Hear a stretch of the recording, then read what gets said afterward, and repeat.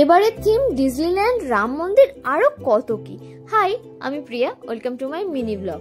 পানহাটের প্যান্ডেলগুলো তো তোমাদের সাথে আগের ব্লগেই শেয়ার করেছি, যারা দেখোনি এখনো দেখে নিও। আমি আজকে কাটোর প্যান্ডেলগুলো শেয়ার করছি দুটো পার্টে, কারণ প্রচুর লেন্দি হয়ে যাচ্ছে, তাই দুটো পার্টে শেয়ার করছি। সবার ফার্স্টে রেলগেট পেরিয়ে গণেশজির দর্শন নিয়ে বাকি ঠাকুর দেখা শুরু করেছিলাম। আর এখানে রাধাকৃষ্ণর মূর্তিটা এত স্নিগ্ধ লাগছিল, জাস্ট কি বলবো। লাইটিং গুলোর তো কোনো কথাই হবে না। ভেবেছিলাম তাড়াতাড়ি বেরিয়েছি, হয়তো লাইন দিতে হবে না, বাট কি সবাই হয়তো আমার মতনই ভেবেছে, তাই প্রতিটা প্যান্ডেলে লাইন দিতে হয়েছে।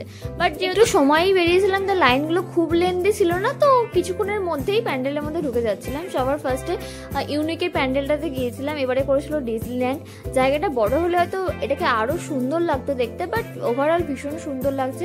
যারা দেখেছো প্যান্ডেলটা অবশ্যই জানিও কেমন লেগেছে তোমাদের। যারা দেখোনি আমার ভিডিও থেকে আজকে দেখে নাও।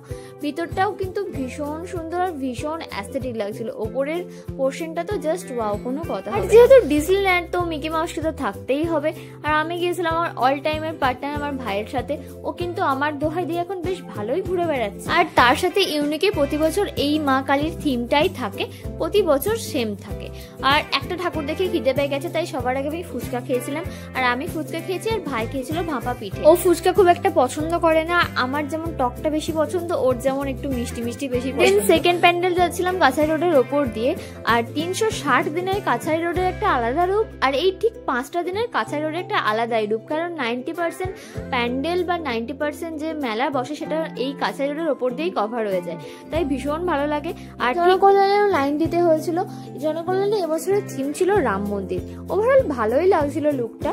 আর উপরে মণ্ডপে যাওয়ার সময় গিয়ে দেখি লেখা আছে এখানে সেলফি তুলবেন না, কিন্তু ওই যে বাঙালি কোনো জিনিসে বাধ্য নয়, যেটা বারণ করবে সেটাই সবার আগে করবে, এখানেও সেটাই হচ্ছিল।